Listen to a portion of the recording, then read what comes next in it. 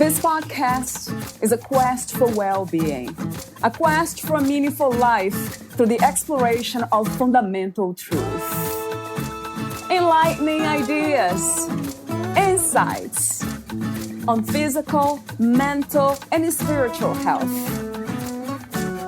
The inspiration is love. The aspiration is to awaken new ways of thinking that can lead us to a new way of being well. Welcome to Body, Mind, and Soul Healing Conversations.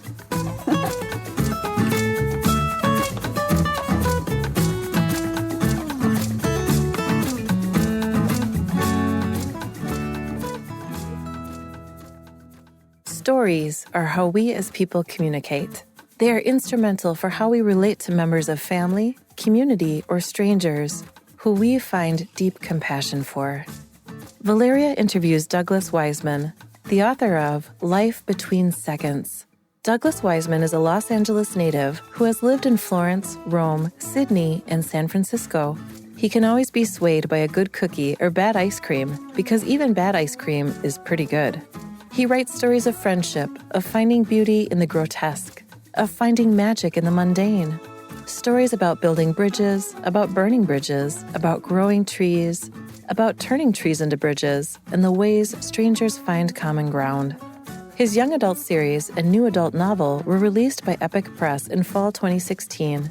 His new novel, Life Between Seconds, is out November 15th by Histria Press.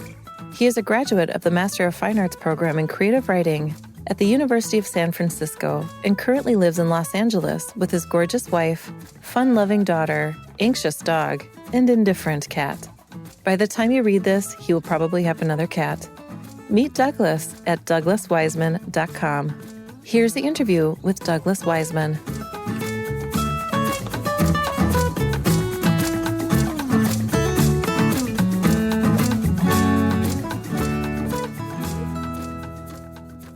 In your own words, who is Douglas Weissman? That is a great way to start, especially because I feel like I tie so much of myself into my ability to tell stories, which can be both a positive and a negative thing. But I am definitely a storyteller. I am a father. I am a husband. I am a son and a brother. I am a friend. These are the areas that I tend to spend my most focus, energy, attention to, the places that I enjoy focusing on and kind of exploring new ideas and experiences in those areas of my life. And I'm a traveler, but I'm a traveler because I like connecting with people and I like learning new stories and sharing new stories. And so all these things wrap up into one giant spider web of intrigue. What it sounds like is that you're open to life, to explore more of this, which we call life, really. So that caught my attention too, besides your sense of humor, which we'll be talking about in a minute. Traveling. What is about traveling that really gets us to go deeper into who we are? Has been my experience. So is that something that you have experienced too, the inner exploration by being out there in the world? Absolutely, 100%. I think, based on my experience, I've been to 48 countries. My goal is to get to 50 countries by the time I'm 40, so I still have a few years. But one of the things that I noticed, and for my first experience traveling outside of the United States, was that I became more open to experiences. I became more susceptible to the idea of what I didn't know and wanting to know more. And I feel like that is what travel gives people. Instead of feeling like we have set up our own routine and our own structure within the space that we call home, and therefore anything that knocks at that door becomes scary if it's not already integrated into our system, we take ourselves out of that space. And just by doing that one little act, it opens us up to the possibilities and the probabilities and the fact that we remember that we don't know everything. We remember that in other parts of the world, people live differently. And now we're experiencing life through their eyes or through their experiences. And in that, it makes us more in tune with connecting and connection and wanting that and craving it in a way. Like, who hasn't been to a place and thought, I want to live here. I want to live in this space. I want to live in this way, as opposed to the way that I live back home. It has been my experience too. Yeah, for sure. I love this idea that we can be comfortable with the uncomfortable and lean more towards the unknown. But it is scary for most of us. And I wonder why a lot of times, because essentially I do a lot of spiritual studies. I have been into spirituality for so long now. And I see that is, if nothing else, that's our essence. It's actually the unknown, or there's the soul, the spirit, that it's just there, open to anything that could happen. It's not afraid. It's just open and ready for any possibility. So when it comes to that, the question for you is, do you have any spiritual belief systems or practices, ideas of yourself or in life? Yeah, I do actually. And it's a combination of things, but I'm heavily influenced by my Jewish faith. I was raised Jewish and I still practice, whether I'm consistently practicing or religious is a different story, but I am still spiritual. And part of that also comes from this idea of traveling and that connection and the bridges. But one of the things that has always connected me to Judaism are the stories. Always, from when I was young. It's the stories, not just in the Old Testament, but the stories of my family, the stories of understanding that because we were Jewish, we were oppressed in ways. We were kicked out of Russia, family and friend connections during the Holocaust. I mean, these instances are prevalent. The story of Jewish enslavement by the Romans, the Babylonians, the Greeks, the Persians. I mean, it just goes on and on and on, but it also has informed in my own storytelling that need for connection, because there was always an underlying theme of coming together as a community, or someone from outside the community coming to help, or so there was always this understanding that there are bridges there, whether it's between each other within the community or bridges outside of the community. It's not all us against them. It's not all oppression. There is hope, and there is light, and there is this endless connection that we have to search out and explore more of. And I think that's also then relates to why I travel. Like, it informs that entire experience. Yes, it makes a lot of sense to me. It resonates true. Seeking this knowledge of our origins and how the history is such an interesting teacher in a way, good and bad. So speaking of that, good and bad, when it comes to stories, can you elaborate a bit more about the good side, which you already have been saying, connection, but what is the dangerous side of storytelling? Well, we can see that presently. I wrote something recently that basically says that hatred doesn't happen overnight. It's not something where it's good versus evil, and you can see the villain twirling their mustache in the corner of the room. Stories have the power to enlighten us and to teach us, especially when we're looking at history. History is the ultimate teacher, but we also can ignore that history. And when history gets too far away, we tend to rationalize and we tend to make it easier so we can understand it better, right? So when I mentioned the Holocaust earlier, we've lost so much of that generation now who are in their 90s or already gone. And because we have lost them and we've lost their stories, we lose that connection between understanding the nuances that, using Germany as a specific example, people there weren't all bad, and yet they believed the stories they were being told, and then eventually allowed these things to take place because of those stories. And so when you say negative things and you put people down, you put others down, even in small ways, but then incrementally it rises and rises and rises, like the frog in the pot, right? It starts out on a simmer, but then it slowly boils, but they'll stay inside because they don't realize the temperature is changing until they boil. And that's what a story can do in a negative way. So like everything in life, in a way, right, Douglas, we can use anything for good and bad. What I rely on is that conscious awareness that we are all essentially connected, and we are all here to learn this powerful message of how to love, how to really connect from a place of unconditional love, really.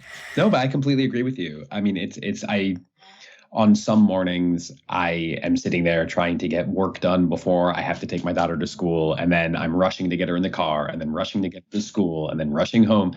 But on the days where I'm not doing that, I realize how beautiful the day is, how beautiful the sky is, how beautiful the sunrise is. I can see the sunrise from my office. And so on those times that I wake up early always, but on those times when I take a breath and I remember to look out my window and watch the sunrise, those are the days that I feel most present, the days that I recognize that connection that I want. I recognize playing with my daughter. I recognize having the conversation with my wife. I recognize the joy that I get in my writing, which a lot of people don't have joy in writing. They have joy in having written, right? The past tense. But I enjoy the process. I enjoy the creativity of it. And so these are things that when I slow down and I remind myself to slow down, I take joy in the day as opposed to thinking, where did the week go? How did you become a writer, Douglas? No, it's a good question. It's just that I resisted becoming a writer for so long because I just felt like it had no future and that I had to follow the money and follow the career path, do something responsible, quote unquote. But I just couldn't escape it. Every time I turned back to what I really enjoyed doing, what I could see myself doing, what I wanted to do was just tell stories, was just write. And I kept taking classes on writing, and I kept traveling and just writing things down to the point that I just thought, why run from it? Like just lean into it, and I will figure out how to make a career out of it. And I did. I mean, I fell into travel writing, which of course I love travel writing. I love writing novels, but most people don't fall into something as awesome as travel writing. They search it out. And I was just kind of like, well, I traveled and now someone's asking for some writing materials and I have things based on when I was there. So I'll send it in and let's see what happens. That's so beautiful when we just follow this natural desire that's in our hearts. It's really beautiful to hear that. With that in mind, do you feel like you have found your purpose in life? Or this is just one of the gifts that you have? I think that I have found a purpose among many purposes. I mean, I would say that this is my biggest career aspiration, to compile, to write, to share stories, to travel and connect with people. But then among that, I constantly I've said connection probably 500 times in the short time that we've been talking, but I bring that into my personal life as well, connecting with those in my life. And so I think that that's where I focus. And that's what brings me the most joy, is finding connection in little and big ways throughout my day, throughout my life. And whether that's with writing or whether it's talking with interviews, asking people questions, or connecting with my family, connecting with my friends. So that's why I say part of, as opposed to the only thing, only because it's separate from professional aspirations versus personal aspirations, but still bridged by that idea. When I think about connection, I think about connecting to myself first, because I can't really connect with anyone in the way that I want to, or in a healthy way per se, if I'm not connected to myself.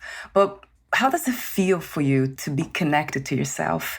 And how do you expand that to others? Is that always the same kind of connection that you essentially feel with others, or you make different kinds of connections with everyone you meet in your family? That's a great question. There are definitely different connections that I make, and it really depends on where we are at the time and who it's with. I mean, I can't really connect in the same way with a 3-year-old who is my daughter. She's 3, that I can with my wife. And part of that comes from, my 3-year-old wants to run around. And so I'm going to run around with her. And it's great. I love running around. So it's fine. Yeah. But my wife doesn't want to run around. We want to lay down and watch TV together and connect through watching the same thing and sharing in the excitement or horror or thrill of whatever we're watching, or going on a walk together. And so but connecting with myself is always having to remind myself that I need to, the term that I constantly hear is fill my well before others can drink. Right. And so that's where I have to remind, like, what do I love doing? What am I going to make time for myself to do? I love writing. I love reading. I love a quiet space. I love visiting bookstores. One of my favorite things is just roam a bookstore, look at all the books, sit down with a cup of tea and a pastry, and just kind of be in that space. So am I taking the time to do that? Am I taking the time to take my walks and my hikes, which are ways that I connect with myself? And if I'm not doing at least one of these things, I'm not at my best. And therefore, I'm not giving my family my best or my friends my best, because I'm showing up already in a space that is less invigorated and less happy, to be honest. Right. Yeah, that makes a lot of sense to me. It's funny when you talk about the connections between your daughter and your wife. Of course, they're different. I'm thinking to myself, I'm just listening to you and thinking about connection. I don't know why, but I connect with everyone almost in the same way. It's kind of funny even to talk about this, but every time I look at another human being or an animal, anything, there's compassion in it, almost a sense of empathy. No, I love that. I mean, the empathy is huge. And I think that is, as a writer, that is the most important thing, because I have to understand how to step into the heads of characters in my fiction. In travel writing, I do something similar where I have to be empathetic to the people that I interview or talk to, so I can understand the perspective that they're coming from, because they're not coming from a space of traveling to this place. They're coming from a space of living in that place. And so I have to look at things from, are they seeing it as majestically as I am? Or are they seeing the graffiti on the wall that is very different than looking at the birth of Venus in the museum? So but empathy is just paramount. I think without empathy, you can't connect. Yes. I love that. That's a beautiful phrase, insight. Without empathy, we can't connect. Beautifully said, Douglas. That's wisdom speaking to me. Yes, the voice of wisdom. I know you're very wise in many ways, but also you're funny. Red, I said that off record, but what's in your bio? Yeah, in your bio, you're right. I even have the section here. You're right. I live with my wife and our gigantic dog who demands attention from strangers. Our quiet cat who might be plotting my demise. And our daughter who is plotting to corner the cat.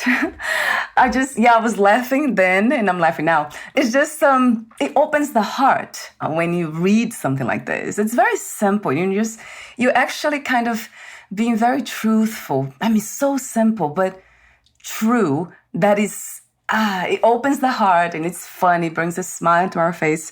It's just beautiful. That caught my attention immediately. That's actually one of the things that I've noticed most about my writing is generally it's not humorous. It's really, it's like my, talking to you, I hope that people can sense kind of my joviality and my humor, and and then with my bio, absolutely. But then I get into my writing and I kind of take it to this space where it's an exploration and an expression of kind of the pain and trauma that I don't necessarily emote in, my everyday life. So it's like that's where I'm putting all of that, and yet. It also depends on the story, because I'm also very tongue-in-cheek. So I've written some short stories where I think they're hilarious, but other people are kind of like, well, it's a bit dark. Because, for instance, perfect example, I wrote a short story that is about death, as in, the pronoun. So like scythe and cape, death. And he goes to school for a parent-teacher conference because his child got in trouble at school. And so I just think that premise is hysterical, right? Like the idea of death having to do something as mundane as going to a parent-teacher conference. So it's like this balance, but then I'll have stories like Life Between Seconds, which is really an exploration of trauma and of loss. But at the same time, there are these bits of humor that usually come through in the dialogue when characters are talking, and you can see, like, yes, of course, they're people and people say funny things or react humorously. And so they're supposed to be real, and therefore it comes through. But as a whole, it's not going to be a funny story. Actually, you're imitating life. That's what life really is. Pain and joy, right? Pain and pleasure, happiness, sadness. Some people have said they found that place of peace and joy and constant, let's say, wonderment.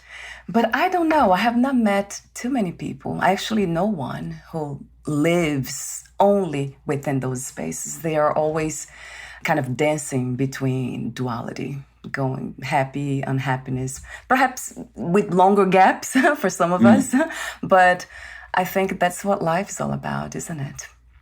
Yeah, well, it's the experiences, really, and some of them, but it's also the lens that we put on those experiences, right. I think, right? Because some things can be, like, someone's going to come and say, well, I have good news and bad news. It's like, no, you have news, and then I'm going to see whether it's, and how I portray it. But it reminds me, there was this book by Daryl Horn that I loved, where it was at the very end of the novel, there are just a few pages about kind of a baby before they're born, and they're sitting in, so like the soul is sitting in this pool of comfort, and they're just really enjoying it, like this sauna. And then an angel comes and takes the baby, the soul, and puts it in a pool of nervousness, and then a pool of trauma, and then a pool of hate, and then brings them back to the pool of comfort. And then so that feeling is all of a sudden they're like, oh, now it's actually more soothing to me, and I understand why this is necessary, as opposed to only understanding that one feeling. And it's not that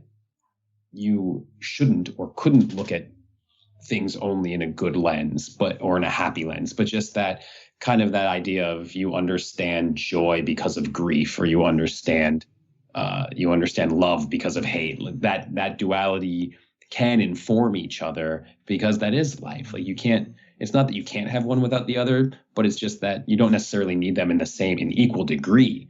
But it's just understanding kind of the depth and richness of love, or of comfort, or of soothing, after having felt the opposite. Yes, so true, Douglas. Being open to it all, right?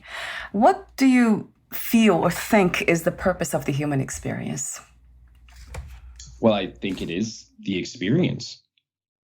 I mean, what is the purpose if not to go out and have the experience, to sit there every day in a cubicle and stare at a screen? I mean, I say that a bit tongue in cheek, because every day I'm sitting in my office and I'm staring at my computer screen, but at the same time, I'm out there in the world. I'm paying attention to the experiences I want. Going to the park with my daughter, it's a little thing, but it matters a lot, because I'm watching her grow and develop.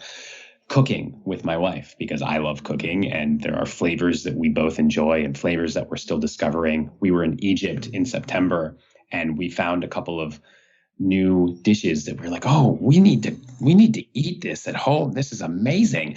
But just that idea where you try something new, or you try the thing you've always wanted to try, or you step out of your comfort zone in whatever way that is, to embrace just something a little different. Doesn't have to be huge. It doesn't have to be quitting your job and moving to Argentina. It could just be going to that Argentinian restaurant around the corner that you've never been to.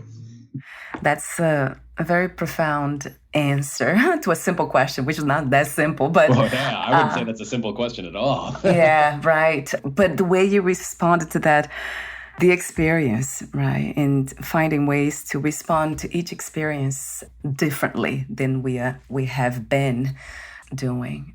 So going back to your most recent novel, Life Between Seconds, like I said to you before, it sounds spiritual to me. For some reason, that's what it came, the feeling, the vibe. It's spiritual.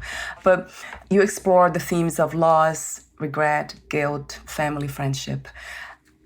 Two words, ideas, your concepts caught my attention: regret, friendship. From your experience, what is the best way to live this life? I think you have been talking about that already, but I would like to ask you the question. What is the best way to live a life without regrets?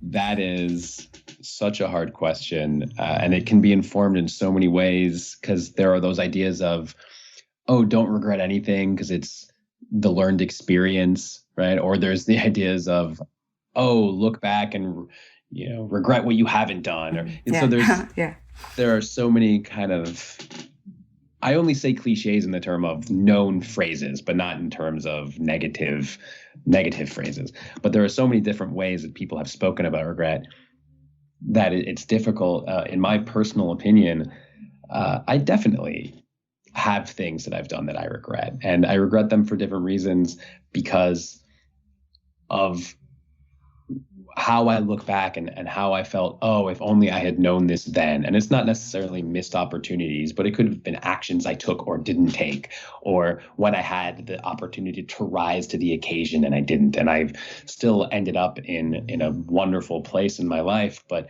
those I look back, and those are the moments when I think, when I feel a bit shameful. And so, but it gives me the opportunity to make sure that I don't relive those experiences. And so that's how I feel regret can be a learning experience, where it's not so much about not having them, but it's learning from them in order to grow. Yes, a trillion times to that being open to learning, right? To learn and to evolve. And to me has been in the sense of suffering less, being open to pain, but not allowing pain to become suffering. Oh, I love that. That is so profound. It really sounds like, but then I always ask the question, is there a difference really between pain and suffering? Do you see a difference, Douglas? Well, now that you say it, I absolutely do. And it does come back to just my novel Life Between Seconds as a great example of that, because the way that the characters have grown, it shows suffering when pain comes and pain goes. But suffering is the pain that sticks with you. Beautifully said. Yes, that's my understanding too. Yeah. Yes, right. Pain is inevitable. I think we all will go through some form of pain. Physical pain is the most basic kind, but emotional, mental. So true. I love the way you said that, right? Suffering is that pain that doesn't stay with us, doesn't stick. So true. What is one message you wish everyone to take from your new novel, Life Between Seconds? Do you have like a message that you want them to, if possible, to take with them for life? Absolutely. It's the idea that relationships can help heal. And that really is what the story is about. It comes through in a lot of suffering with the characters and demonstrating where their path started and where they led. But the fact that they eventually came together and found comfort in their friendship and strengthened their friendship after that fear of losing it, right? It's always that fear can either make you run away or make you confront it so you can grow stronger. And that is what the novel is about, is kind of how the friendship really empowers them to finally release their suffering. That is a message that we all need to hear a lot more. I value profoundly friendships, relationships in general, actually. Right. Let me ask you an open question, because that caught my attention immediately, those words. So, as I said before, regret and friendship. What is to be a good friend? Ooh, that one I feel like that's the hardest question that I've been asked so far. Just I think it comes down to the difficulty in how friendship is so individualistic, right? Because I'm not saying that I'm ever different. I'm always myself, but I'm also aware of how I interact with different friends. And some friends I interact one way or one part of my personality, and another way with another part of my personality. But I feel like the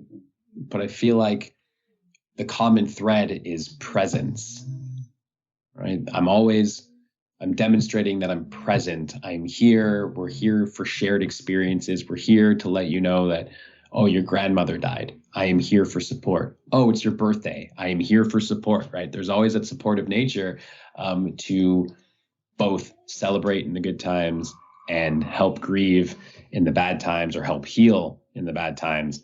And that is, and it took on a completely different connotation during COVID, when you couldn't actually see people, and I was severely isolated because I don't generally like phone calls, and when I'm on video calls, I generally try to turn my screen off so I can eat or browse my email or whatever. So it was a very different experience, but it's still, just these little ways in which I try to tell my friends, I'm here. Don't think I'm gone, even if we haven't spoken for a little while. I'm still here. Mm. I'm still present in your life, and I still care about you. Mm. Oh, I love that. It almost sounds like a mantra, if we can write that down and say it to people around us often. That's beautiful, Douglas. Another question comes to me is that possible to have the same kind of connection with ourselves, being our own best friend, in a way, being present to our own selves? Absolutely. It's possible, and I think it's necessary. Am I going to say that I am an expert at it? Absolutely not. But I do feel it is necessary in the same way that I said earlier about refilling your well so others can drink. It's refilling your well is all about being present for yourself. And I remember I was in high school, and I heard a speech. I was in a youth group. I was very active in this youth group, and I heard a speech from someone, and they used this phrase in Hebrew called hineni, and it basically means I'm still here. And it was about how the guy's father was sick, and every morning he woke up and he said to his son, I'm still here. And I took that idea later on and kind of used it in a speech that I gave when talking about my mother who had cancer. And she was great, came out of it fine, but in a similar story where it was like, I'm still here, I'm still here. And I feel like that translates into our own lives. Just like I say it with my friends to remind them, I have to say it to myself. I am still here, whether it's, I'm still here, appreciate the sunrise. I'm still here, take a moment for myself. I am still here. Like it can be translated to so many reasons and so many ways, but just a reminder, it's like, I'm here. What am I going to do with that? Right. Yes. Wow. I love it all. Yeah. Being here. I love that. I never heard it that way, Douglas. That's very refreshing. I'm still here. I'm here for myself, present, and for others. I have heard so many times, as you said before too, about the well, you can't really give if you don't have. Right. So it's all about giving to ourselves in order to expand that to others. So that goes back to that fundamental message of self-love that some people don't like it that much because they think about selfishness when they think about self-love. To me, it's a completely different feel. Those two ideas, I mean, they are not even connected, self-love and selfishness. I completely agree with you. I mean, I think in terms of just, it's people seem to forget, and by people I completely include myself, this idea that mental energy, right? We think in terms of time, we think in terms of physical energy, but we constantly forget about mental energy. And so when we equate something to the idea of like, think about running an ultra marathon, which is like 2 marathons put back to back in the hills or these ridiculous places that are incredibly difficult, doing that, and then having somebody say, hey, help me move my refrigerator, right? And it's like, so you can understand the actual energy you exerted and be like, I don't have any energy to help you move your refrigerator. But we don't translate that to our mental energy. We don't translate that to thinking, well, I am working 40 hours a week. I'm spending time with my child. I'm making time to still be present for my wife. I'm still trying to reach out to friends. I'm still doing this, doing that. No, I don't have the mental energy to then, read your essay and give you pointers on how to get into college. Like, I just don't have the mental space for this. I'm not being selfish. I I can't do it. Right. And so it's, if we understand how to be kinder to ourselves, then we can give ourselves the space that we require to be our best. I don't know. I always go back to the empathy, and I have that for myself in the moment and for the other person. And then somehow the body kind of fills that space, that gap, and kind of talks for me. Because if I am in person, it's easy to see that I'm just, I can't do it with somebody. If they ask me something that I can't do it, it's just the body will usually, it's almost like being humble, but in a physical way. It's kind of hard to explain because it can't be really translated into words. But there is a way of doing that, using the body. That's what I've witnessed within myself. But it's still a challenge for sure. No, that's beautiful. I need to practice that. I think part of that for me is I need to practice tapping into the empathy rather than of myself and the other person, rather than just agreeing because I want to be nice, or flat out saying no because I don't like helping people move. You're funny with that. No refrigerators for you. No moving them. Never. That is funny, Douglas. So I have some ending questions for you. But before that, would you like to add anything that you left unsaid or read a passage in your book? Actually, I would love to read a passage of my book, if I may. Yes, please. Yeah. So I'll just read from the first page. And I think that even just reading this first passage, it kind of exemplifies everything that I was saying about storytelling and communication and connection. So this is just a passage from page 1 of Life Between Seconds. Peter loved to hear the story of how his father tried to steal the sun. It's the reason the poppies exist, his mother said. Your dad had climbed into the sky and touched the light, actually had his hands gripped around the sun. What did it feel like? Peter asked. Have you ever touched a really hot light bulb? His mom said. But the sun burned his hands. He pulled away and scattered sunlight over the field, causing all these bright poppies to grow.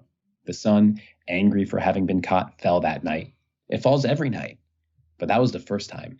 It fell and sulked and didn't come back. Your dad gave us these beautiful fields of flowers, but he also brought the darkness. Thank you so much, Douglas, for expressing your gift into this world, just giving what you have to give in such a beautiful way. Thank you. No, it's my pleasure. It really means a lot to me that you have me on the show. It means a lot to me that I'm able to give people my stories and to share other people's stories. It is a passion and really, I will say that it's a calling, because it's something that I can't escape from, nor do I want to. Please don't. So my ending questions, I'll ask this one. How do you define success these days? What is to be successful to you?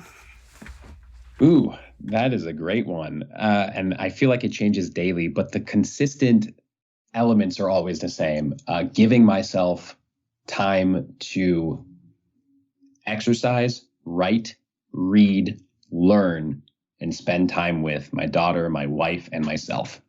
So as long as those elements are all in the day, I feel like the day has been successful and I have been successful. Yeah, it goes back to experiences, as you said before, about life. Right. At this time, what do you feel is the world's greatest need? Compassion. I feel like it just has been lost at every level. The way that we kind of feel disconnected from our neighbors, the way that we feel disconnected from our political system, from countries so far away. And a lot of this has to do with just the current temperament of things. It has to do with, I've done a lot of reading on the way that society as a whole has actually lost our ability to focus, and it creates more disconnect in terms of how we reach out to headlines and eternal scrolling and all these things that social media feeds into. And by having more compassion, and I will say in that way, connection, right? Back to connection, I feel like it gets us back to the space that we should be in, a better place to understand and appreciate each other. Yes, 1 trillion times to that truth. Thank you so much for sharing not just your gift, but your wisdom your timeless wisdom here today. And I love your presence. It's a lot of fun. It's open. It's truly beautiful. Thank you so much, Douglas, for being you. Oh, it was my pleasure. You have been a delight, and I hope I have been even just a fourth of as delightful as you are. Oh my God, you're wonderful. Thank you. Thank you. So before we say goodbye, that's the technical question. Where can we find more information about you, your books, your work, services, and future projects? Yeah, so you can find me at douglasweissman.com. That's my personal website. I'm also very active on LinkedIn at Douglas Weissman. I'm active on Instagram, where I am reading every page of my book. So every day I post another page, or at least every day during the week, I post myself reading another page of the book. You can start from page 1 if you'd like. I'm also present on Facebook at Douglas Weissman. So LinkedIn, Instagram, Facebook, and my website, all Douglas Weissman. Wonderful. I'll have the link of your website on your podcast profile too. Thank you so much again, Douglas, and we'll talk soon. Wonderful.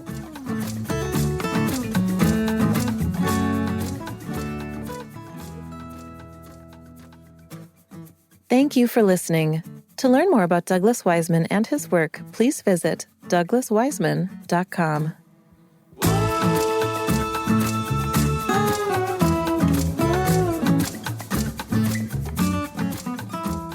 To learn more about this podcast, please visit fitforjoy.org/podcast.